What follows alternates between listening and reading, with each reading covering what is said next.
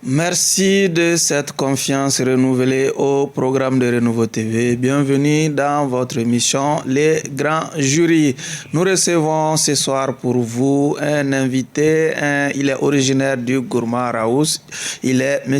Ould Mohamed Sidi Mohamed, membre du commissariat à la réforme du secteur de la sécurité, également membre de la plateforme des mouvements signataires du 14 juin en Alger. Encore une fois, bienvenue à toutes et à tous. Bienvenue également à notre invité, M.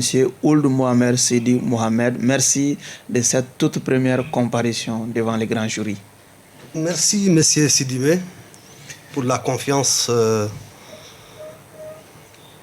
en moi de m'inviter sur votre plateau pour dire la vérité aux Maliens. D'accord. Très assoiffé de la vérité. D'accord. Avec moi pour mener ce débat, Chana Takiou.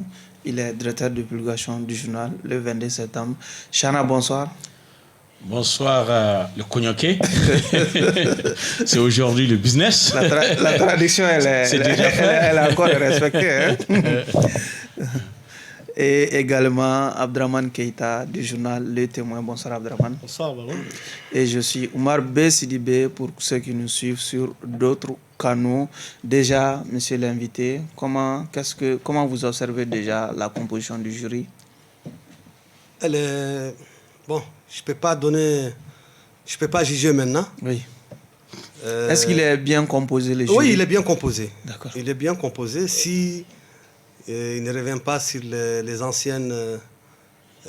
comment on dit, s'ils ne font pas comme ce qu'ils ont eu à faire une fois, acquitter des criminels avec les mains très sales, entachées de sang du Malien et acquittés par eux. S'ils ne font pas la même chose, encore, je les apprécie beaucoup. J'apprécie beaucoup leur émission. Nous n'allons pas traiter Maliens ici des criminels, hein? Ben, si on dit on veut la vérité sur votre plateau... Si tant est que nous sommes dans la dynamique de la mise en œuvre de l'accord signé par toutes les parties. Laissons cette histoire de mise en œuvre d'accord, accord chiffon qui a été imposé à l'État. Elle a dit Chana Takiou. Vous êtes membre du mouvement du 14 juin. Hein? Oui. Mouvement... Qu'est-ce que vous attendez déjà de l'invité? Je vois que l'invité me semble être excité. Oui. Et envie de dire des choses. Et nous allons lui accorder cette opportunité de dire ce qu'il a sur le cœur, mais de dire vrai. Oui. Et d'éviter des attaques personnelles. Parce que peut-être que vous allez tenter d'attaquer des gens qui ne sont pas là pour vous répondre. Donc, d'ores et déjà, je vous invite à plus de sérénité, à faire le débat comme on le fait, sans rentrer dans des invectives ou des attaques personnelles, parce que vous avez donné déjà le ton tout de suite. Et c'est inquiétant. C'est inquiétant. Abdraman, c'est inquiétant? Bon, effectivement, je pense qu'on n'a pas l'habitude de telles ardeurs dans les approches. Il vient avec ça. S'il a des vérités à le dire, il y a une façon beaucoup plus courtoise de dire les vérités. Et donc, nous l'invitons d'ores et déjà à observer les règles de courtoisie qui ont toujours caractérisé, malgré la liberté de ton que nous-mêmes nous donnons parfois, nous permettons. Et par ailleurs, je pense qu'il s'est engagé à dire la vérité. C'est déjà quelque chose. Et ce sont les bonnes intentions qu'il est en train de manifester en le disant. Et je pense que nous devons le lui retourner avec des préjugés favorables, en attendant de voir comment les débats et les échanges vont se dérouler. Est-ce qu'on est d'accord sur ces principes, monsieur l'invité? Absolument. Du fait que moi, mon deuxième nom, c'est la vérité. Oui. Et ma vérité, qu'elle perce X ou Y, Sauf qu'elle doit être dite dans un cadre plus légal. Oui. Qu'elle soit légale ou illégale, moi, je dirais la vérité. La vérité, là... comme on le dit chez nous, il n'y a aucun lion qui est attaché à côté de la vérité. Moi, je dirais la vérité de qui que ça soit. Que ça perce, comme il l'a dit là, des individus ou pas, moi, c'est pas mon problème. L'essentiel que la vérité, qu'elle soit dite ici sur votre... Première question. Vous êtes membre du mouvement, on dit, de 14 juin. Oui. Est-ce que vous pouvez nous expliquer un peu l'historique de ce mouvement du 14 juin? Les Maliens entendent MAA, SEMA, je ne sais quoi, et les mêmes mouvements divisés. Aujourd'hui, le mouvement du 14 juin, ça ne date pas d'aujourd'hui, mais explique-nous l'esprit et l'historique de ce mouvement. Et les objectifs, bien sûr, de ce mouvement. Merci. Chahana, le mouvement du 14 juin, c'était un mouvement de soi-disant patriotes qui veulent défendre l'intégrité de ce pays. Et tout un monde retrouvé dans cette coalition qui était fondée pour la défense de la patrie. Voilà, donc il y a le Gatchia, il y a le MAA et les Gandakoy qui ont fait cette coalition. Et après, le Gatchia est venu le rallier. Donc, ils étaient dans la logique de défendre le pays et défendre l'intégrité territoriale du pays. C'était ça l'esprit. Voilà. Aujourd'hui, ils ne sont pas dans cette logique. Absolument non plus. La plupart de ces gens ne sont plus dans cette logique. La plupart de ces gens, peut-être même au début, ils étaient dans cette logique par opportunisme. Ce n'était pas sincère. Ce n'était pas fondé sur la réalité. Allez-y, Abdrahman. Oui, moi ce que je ne comprends pas, vous venez de décrire que votre mouvement est un mouvement à vocation loyaliste. Donc Ce n'est pas un mouvement d'abord, c'est une plateforme de mouvement. Une plateforme de mouvement à vocation loyaliste. Oui. Qui défend l'État. Qui défend l'État. Oui, bien sûr. Et il y a une question que je me suis toujours posée par rapport à cette tendance. En quoi bon, quelle est l'utilité pour un mouvement déjà loyaliste qui défend l'État de signer encore avec l'État? Être partie d'un accord avec l'État. Avoir l'État comme un protagoniste d'un accord. Vous savez, quand la coalition a été créée, il y avait une coalition autre que la SEMA, il y avait l'État. Donc, pour signer, il fallait participer dans l'accord. Il fallait être dans l'accord. Et pour être dans l'accord, il faut signer. Parce qu'on avait des armes. C'est un groupe de mouvements qui avait des armes, qui était là en face d'un autre groupe.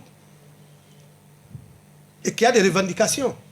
Peut-être si c'est la même chose, oui, comme c'est la même chose avec l'État, d'accord, mais il fallait quand même signer la paix. Oui, bon, et autre chose aussi. Oui, allez-y. Vous dites que vous êtes mouvement loyaliste, mais on observe chez vous les mêmes caractéristiques que les mouvements, les ex-mouvements indépendantistes. Et je l'ai dit tantôt. Non, les mêmes caractéristiques. Les caractéristiques, c'est quoi? Chez vous aussi, on retrouve le vocable Azawad. Est-ce que vous avez la même conception de l'Azawad, ou bien votre conception de l'Azawad est différente, votre perception de ce que représente l'Azawad est différente de la perception de l'autre? Votre question revient toujours à ce que je viens de dire tout de suite. Que cette coalition a été créée pour la défense de l'intégrité, pour l'unité nationale. Mais en réalité, au fond, ce n'était pas fondé... Oui, non, pour être plus clair. Abdrahman, vous allez lui vous représentez par exemple le MAA, n'est-ce pas? Exact. Parmi tous les mouvements loyalistes, la plateforme des mouvements loyalistes, vous êtes les seuls à porter la vocation, le vocable Azawad. Que signifie l'Azawad pour vous? Quelle entité ça signifie? Est-ce qu'au départ déjà vous étiez aussi dans une logique indépendantiste pour mettre le vocable Azawad dans votre... Vous savez, l'Azawad, pour certains, c'est une vocation de créer c'est une idée de créer un État de l'Azawad. Oui. Mais pour certains, c'est une localité comme le Kénédougou, comme le Massina, comme autre. Oui. Ce n'est pas dans l'esprit que ça soit un pays. D'accord. Pour nous, pour certains parmi nous. Alors pour certains parmi nous qui sont à l'intérieur de nous, c'est toujours la même idée d'un État de l'Azawad. Vous avez lâché un mot tout de suite en parlant d'opportunistes, qu'il y a d'opportunistes parmi vous. Est-ce que le mouvement du 14 juin même, dans son ensemble, n'est pas un mouvement opportuniste? Parce que ce n'est pas un mouvement qui est allé à la guerre. Ce n'est pas un mouvement qui s'est rébellé. Les autres ont fait leur bataille. Ils ont même fait des alliances, soi-disant, avec des terroristes. Et au moment de cueillir les fruits, vous venez pour créer des associations pour dire que vous êtes là, pour partager, pour cueillir les fruits avec eux. Est-ce que ce n'est pas ça qui a donné le mouvement du 14 juin? vous savez, c'est comme si vous n'étiez pas au Mali. Vous savez que le mouvement, quand il a été créé en 2014, il a affronté les mouvements indépendantistes. Anafif l'en témoin, Tabankort l'en témoin, Gao l'en témoin. Mais cela n'empêche qu'il y a certains à l'intérieur qui n'ont pas cette conviction à 100%. Et c'est ce qui nous amène aujourd'hui sur d'autres terrains plus dangereux. C'est ce qui amène une partie de la plateforme aujourd'hui sur d'autres terrains plus dangereux. Ok. Malgré l'existence d'un accord signé au nom de la paix n'est pas encore une question d'actualité au nord du Mali. Qu'est-ce qui vous explique un peu, en tout cas, cette situation de non-paix dans le nord du Mali? Parce que ceux qui ont signé cet accord, je parle des mouvements, Oui. ne sont jamais dans la logique de la paix. Depuis au début jusqu'à nos jours. Pour donner les preuves concrètes, vous savez que depuis que l'accord a été signé jusqu'à nos jours, il y a des partis qui n'ont pas donné encore leur liste des combattants qui doivent être intégrés à l'armée malienne. Parce que c'est ce qui démontre la bonne foi de poser les armes et venir à l'intérieur du pays pour faire la paix. Il y en a jusqu'aujourd'hui, jusqu'à nos jours d'aujourd'hui, depuis la signature jusqu'à nos jours d'aujourd'hui, l'État leur demande de fournir leur liste des combattants. Jusqu'à nos jours, ils ne donnent pas leur liste. C'est parce qu'ils ne sont jamais dans la logique de la paix. Et des passages, je vais vous dire, à un moment, on dit qu'on va créer des unités de MOC. Oui. C'est créé. C'est créé. Oui. Mais ces mêmes mouvements n'ont jamais envoyé leurs combattants dans ces mécanismes. Ceux qui ont été envoyés, il faut que les Maliens le sachent. Ceux qui ont été envoyés, c'est les petits gens qui tournaient dans les rues, dans les camps de réfugiés, des gens qui ne faisaient rien, qui ne sont pas dans le mouvement, des gens banals, des enfants, on les prend, on les envoie à la place des combattants des mouvements. Oui. Les vrais combattants des mouvements sont jusqu'à nos jours. Un simulacre de démobilisation. Exactement. C'est une façon de tromper l'opinion. Oui. Sinon, aucun combattant réel des mouvements... Que ce soit au niveau de la plateforme et de la CMA. Je parle des indépendantistes. Oui. La plateforme, la plupart, c'est les vrais combattants. Même si on a pris des gens à tort à travers, la plupart, c'est les vrais combattants. Vous avez aussi pris des gens à tort et à travers. Mais bien sûr, parce que ce qu'on demande... Parce que je vais vous dire ici, Oui.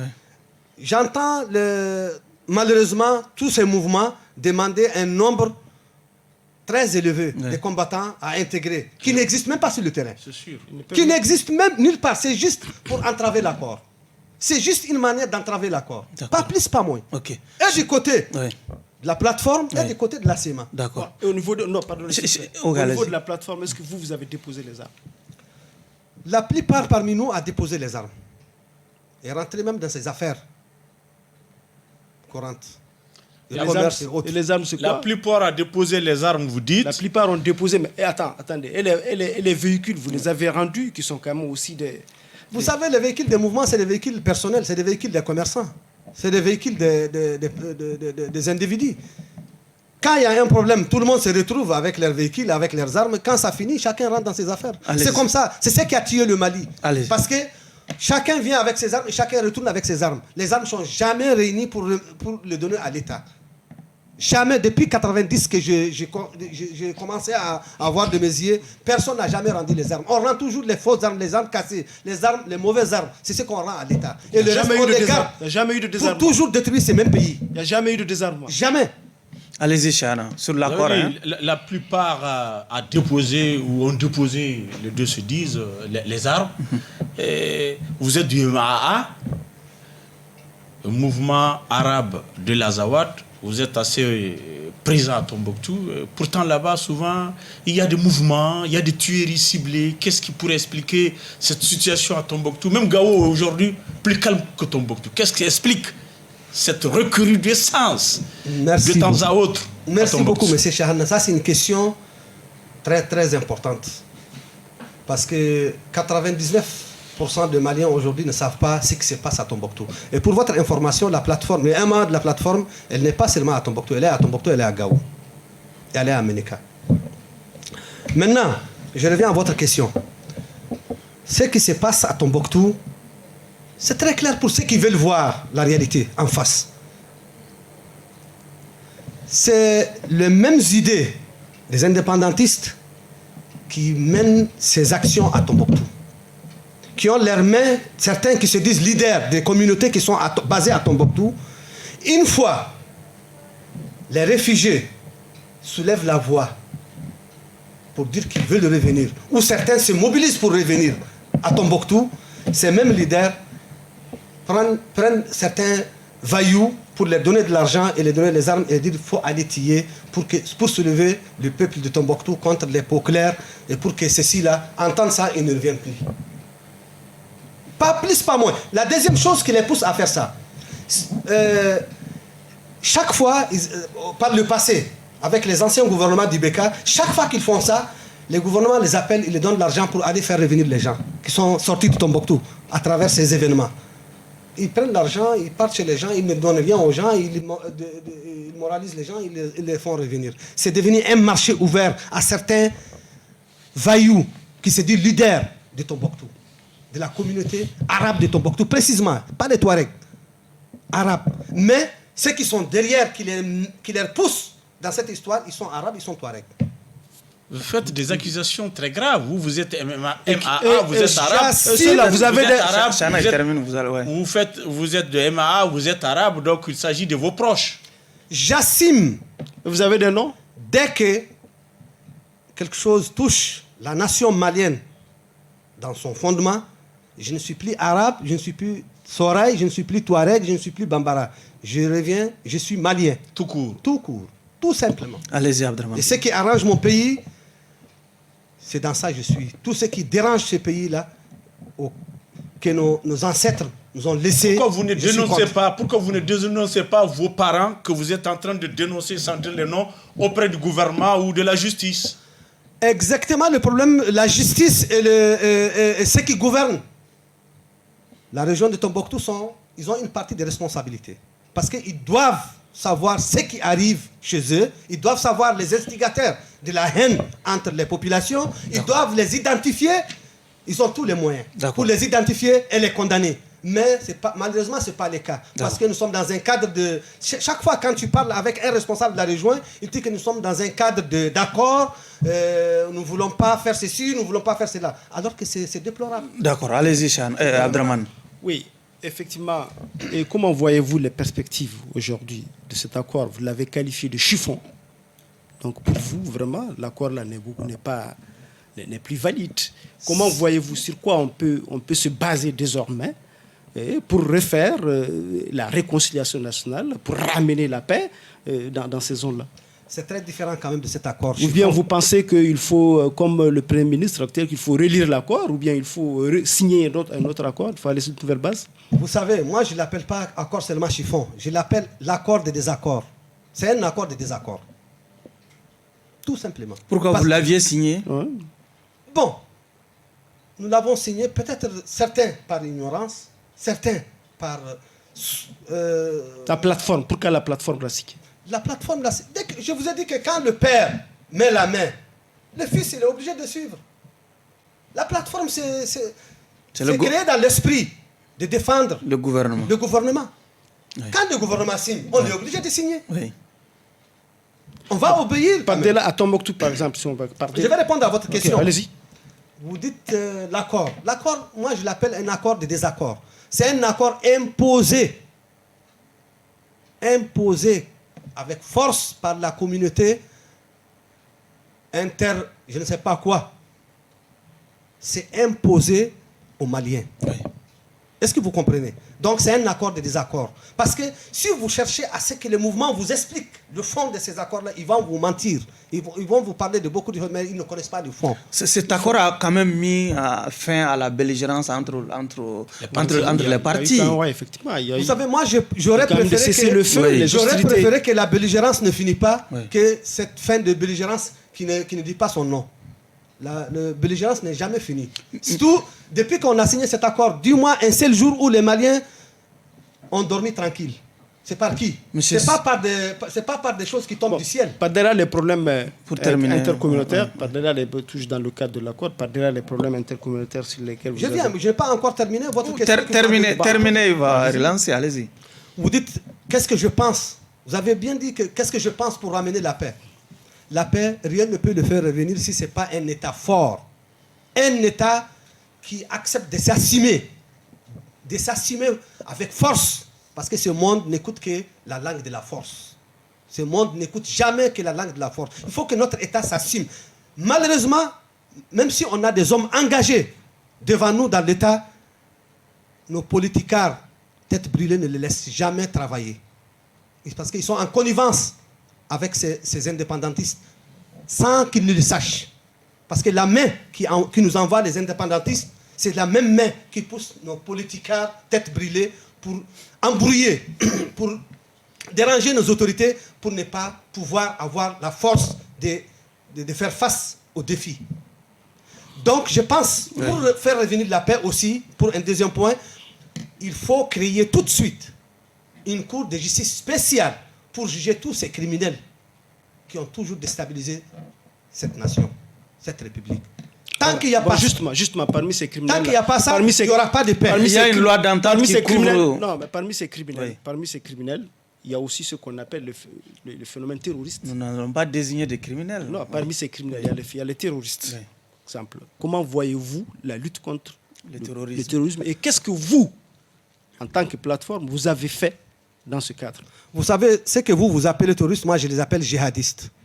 Parce qu'ils se réclament djihadistes. Moi, je n'en connais rien, je n'en sais rien, je ne peux pas les condamner comme vous l'avez fait en tant que terroristes, je ne peux pas les qualifier de quoi que ce soit. Ils disent qu'ils sont djihadistes. Vous avez peur, ils font quand même la terreur, ils sont en train... Écoutez-moi, je n'ai aucun moyen de les qualifier de quoi que ce soit. Mais ils instaurent, on voit la terreur qu'ils font. Laissez-moi terminer votre question. Ces gens... Je les vois, ils disent qu'ils sont djihadistes, je dis qu'ils sont djihadistes. Point barre. Maintenant, vous croyez à la terreur? Écoutez-moi, la terreur qui existe chez nous, là, qu'on colle aux terroristes chaque jour, c'est faux. Les 99% de cette terreur sur la population n'est pas des djihadistes. Elle vient de ce même mouvement signataire. Et en quoi consiste le djihadisme selon vous? Pour que chaque fois on voit des actes de terrorisme qui sont revendiqués par les différents groupes djihadistes qui envahissent le monde. Je n'ai pas les moyens. Et c'est eux-mêmes qui revendiquent. Je n'ai pas les moyens de vous dire c'est quoi. Je ne peux pas vous donner cette réponse. Je ne peux pas vous répondre sur cette question. Parce que je n'ai aucun moyen qui peut m'expliquer s'ils sont réellement des djihadistes ou pas. Je n'ai pas ça. Vous avez dit que ce ne sont pas des terroristes, ce sont des djihadistes. Mohamed, vous êtes encore une fois de plus en train d'accuser les mouvements signataires de l'accord d'être les auteurs de la terreur. Vous vous basez sur quoi? Absolument, sur quel indice? Je l'assume. Laissez-moi terminer. Vous vous basez sur quoi? Quels sont les indices qui vous faitent dire que ces gens-là, c'est eux, ceux qui sèment le trouble dans le pays? Mon cher, si on dit à quelqu'un, tu vois le ciel, il dit qu'il ne le voit pas, là, que je ne le montre pas. Tous les Maliens sachent, et la communauté nationale et internationale le sachent. Sachent que ceux qui détiennent les armes, c'est le mouvement. Ils ne vivent pas des armes. Ils ne vivent que de cette terreur-là. C'est dans cette terreur-là qu'ils vivent. Ok. Monsieur Ould Mohamed, une nouvelle plateforme vient de naître. Le nom, elle est dénommée Cadre stratégique permanent qui regroupe les anciens mouvements signataires de l'accord. Déjà, est-ce que vous vous retrouvez dans ce cadre? Merci. C'est une question aussi très importante. Parce que beaucoup de Maliens ignorent en réalité ce que c'est ce cadre. C'est un cadre stratégique. Permanent, CSP. C'est un cadre stratégique pour des nouvelles donnes qui ne sont pas celles qui se disent. Des non-dits. C'est non-dit. Oui. C'est un cadre stratégique pour une nouvelle dynamique d'indépendance de l'Azawad. Tout court. La plateforme, votre plateforme est signataire quand même. Notre plateforme n'est pas dans le cadre stratégique, comme vous l'appelez CSP. Nous ne sommes pas du tout dedans. Chana, sur le CSP. Comment?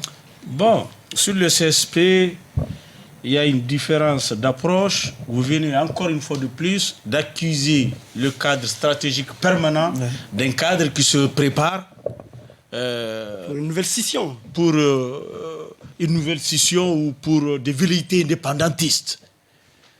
Vous semblez être dans le secret de Dieu. Informez-nous davantage. Dites-nous sur Quels quoi sont les vous dessous, basez oui, pour faire ces déclarations. Je me base sur ce que je sais. Je suis du Nord.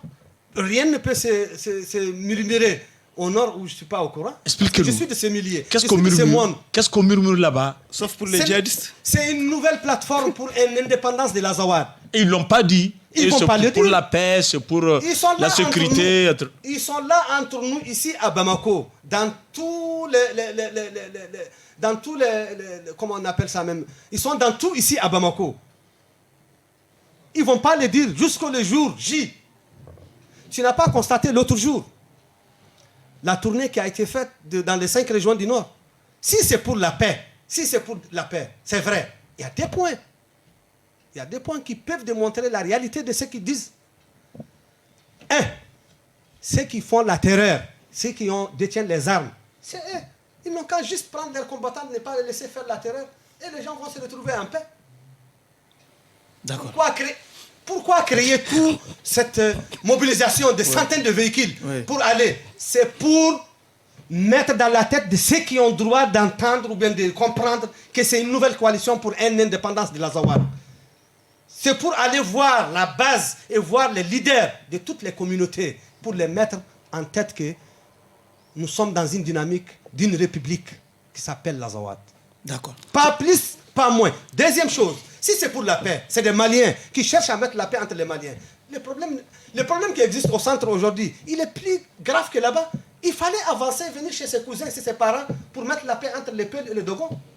Ce n'est pas des frères, ce n'est pas des Maliens. Ce n'est pas là où il y a plus de problèmes aujourd'hui qu'au Nord. Au Nord, il n'y a que des vailloux, des mouvements qu'on envoie pour aller tuer quelqu'un, pour prendre son argent, ou bien pour aller le tuer parce que je le vois, il est plus bien que moi, ou bien pour aller le tuer parce qu'il faut toujours créer la zizanie entre les gens. D'accord. Pas plus, pas moins.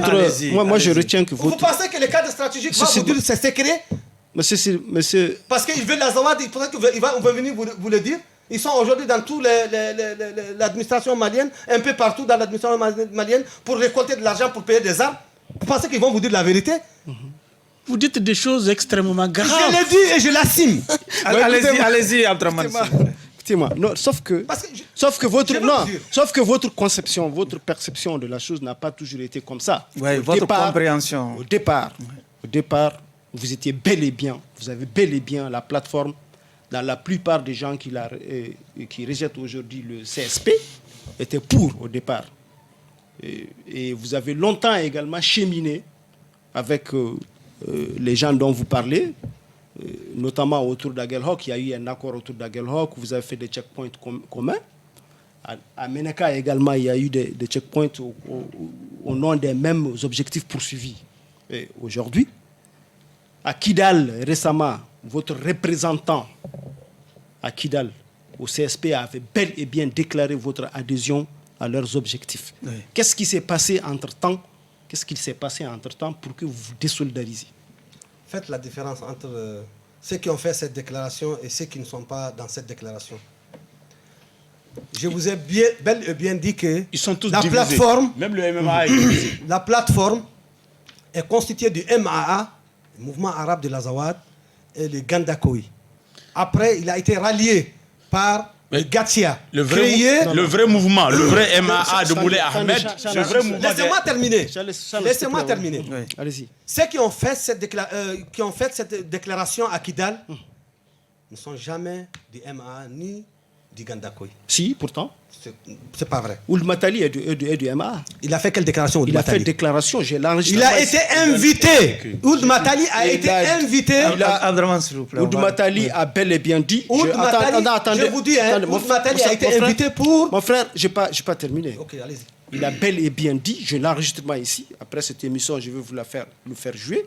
Il a qualifié d'objectif noble et que vous êtes là-dedans, que la plateforme adhère. Il a parlé au nom de la plateforme, que la plateforme adhère à ses objectifs. Je me suis dit peut-être qu'au départ, Ould Matali n'avait pas compris ce que vous avez dit, ce qui était en dessous, et c'est peut-être reculé. Donc maintenant, vous nous dites ce qu'il s'est passé concrètement. concrètement, au début, les gens pensaient que c'était clair. Parce que vous ne constatez pas qu'on dit ici, sur votre table, là, on dit que ça a été créé dans les cités administratives. Les cités administratives, il n'y a pas de prophète là-bas pour savoir ce qu'il y a dans le fond des gens.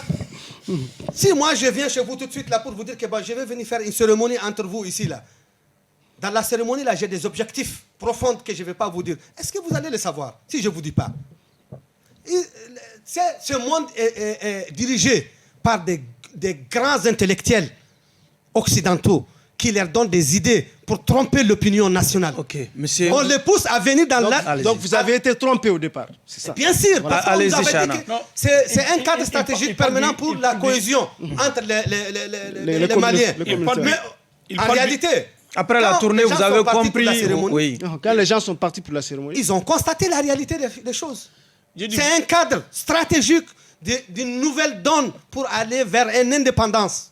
Et Allez-y. si vous voyez l'orientation à tort à travers dans le nord de certaines forces extérieures, vous comprendrez que beaucoup de terrain a été délaissé pour des choses futures. J'ai Allez-y. dit, vous parlez du MAA comme n'étant pas membre du CSP, tout ça là, alors que il y a Moulay Ahmed qui en est membre. C'est un leader arabe reconnu, Oui. hier comme aujourd'hui. C'est un grand leader de Tombouctou depuis les années 90 jusqu'à aujourd'hui. Le MAA qu'il dirige est bel et bien membre du CSP. Vous savez, c'est une partie de MA qui est partie avec les Gatia. Ça, c'est incontestable. C'est une partie de MA qui est allée avec le Gatia. Mais en connaissant Moulay, bon, je vais pas rentrer dans ces détails parce que ce n'est pas ce qui nous a amenés ici. En réalité, Moulay Ahmed, c'est une partie de MA qui est partie avec le Gatia dans ces CSP.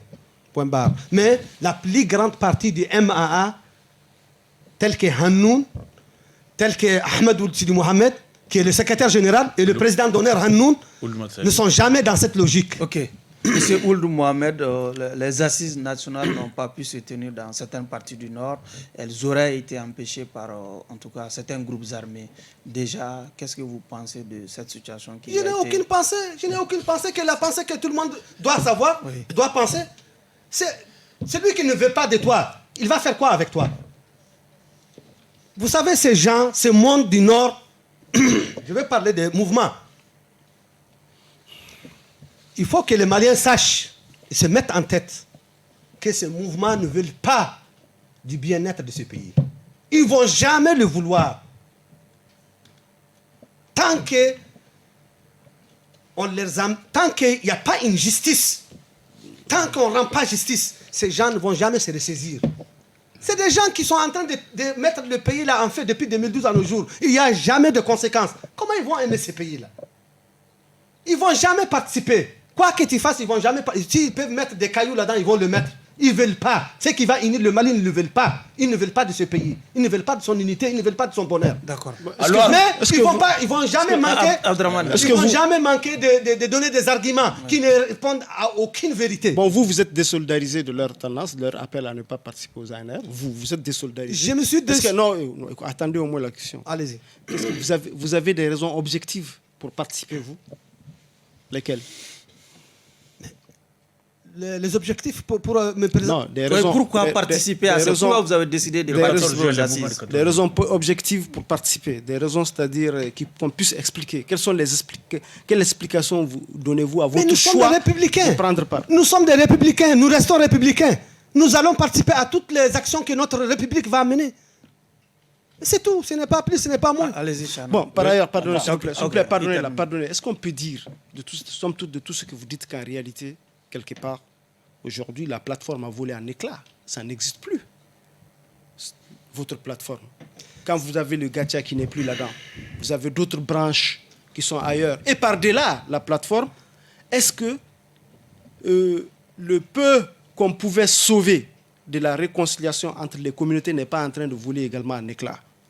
Est-ce qu'aujourd'hui, on n'est pas en train de connaître un grand problème, un grave retour à la case de départ par rapport à la réconciliation nationale? Vous savez, merci beaucoup, merci.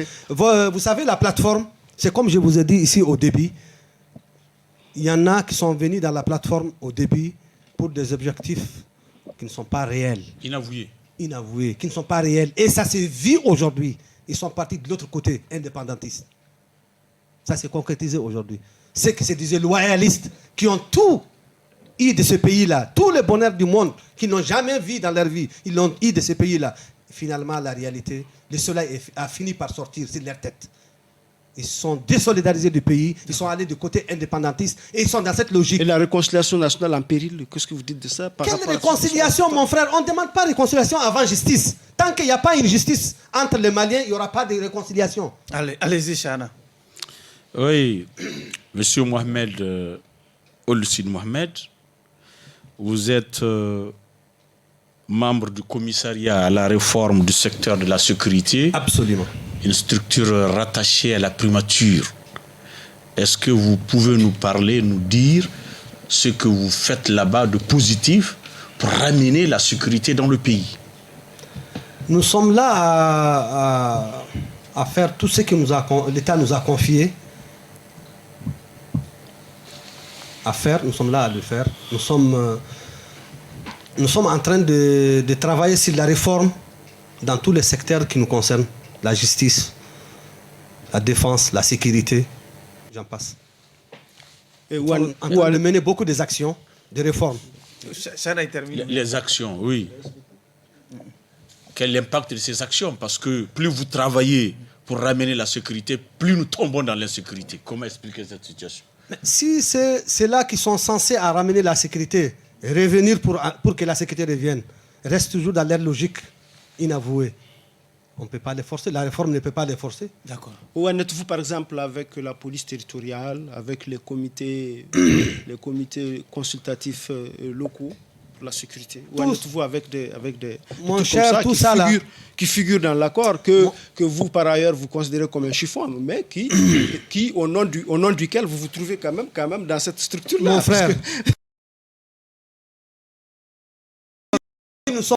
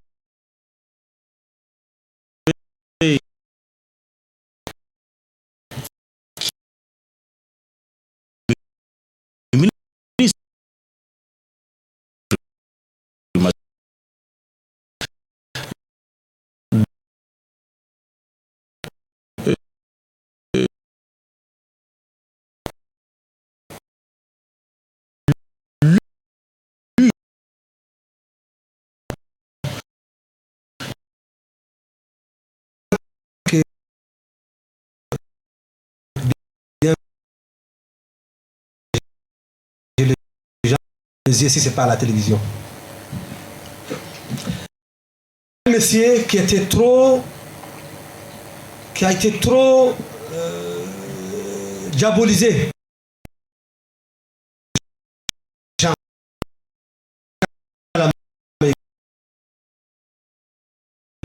Moi, en réalité, c'est le seul monsieur dans ma vie que je vis républicain qui a diagnostiqué, qui est docteur, médecin, qui a pu diagnostiquer les vrais problèmes du Nord et les vraies réalités profondes du problème du Mali qui proviennent du Nord. C'est le seul monsieur qui l'a eu. Et c'est ce qui fait aujourd'hui, qu'aujourd'hui, vous voyez, il est embrouillé par la communauté hypocrite, il est embrouillé par nos têtes brûlées politiciens qui sont téléguidés par l'extérieur contre notre existence. Alors que lui-même, il est politique. Hein? Même s'il est politique, même s'il est comme eux. Il y a cette réalité que je reconnais à lui. Oui. Les hommes, ils peuvent être la même chose. Ils naissent de même façon. Oui. Mais il y a des différences. Je demande si vous avez il y a quelque chose qui les diffère de ces hommes. il est sincère. Oui. Et il a pu diagnostiquer les vrais problèmes du Nord. À travers ses On livres. l'embrouille à tort à travers pour ne pas aller au fond dans ses idées de ce qu'il a déjà constaté du Nord. Oui. Parce qu'il en connaît mieux que n'importe qui. Dieu l'a donné la connaissance de la vraie réalité. Quand il vous parlait de Taoudani, de l'impopularité de Taoudani, de l'autre, la Meneka, Kidal, à tort à travers, les gens les qualifiaient de je ne sais pas quoi, alors que c'est un homme. D'accord. Écoutez-moi, Oui. je vais donner un exemple. C'est ce qu'il a dit. Vous savez que Kidal était une seule brèche dans la main du Mali. Aujourd'hui, le Mali de demain doit s'attendre à 3 brèches. Maintenant, je ne sais pas où est-ce qu'on va poser la 3e. Peut-être sur la tête du Mali. Allez-y, Abdraman, pour votre dernière question. Avec les nouvelles régions créées, et ils ont déjà commencé à faire des obstacles. D'accord. Vous allez... Qui est bien compris. Allez-y. Ma dernière question concerne les clivages qu'il y a entre les deux communautés. C'est tout l'autre camp. Vous les avez souvent ici même qualifiés d'être à l'origine de toute la terreur que nous connaissons. Nous les avons aussi entendus par des allusions plus ou moins claires.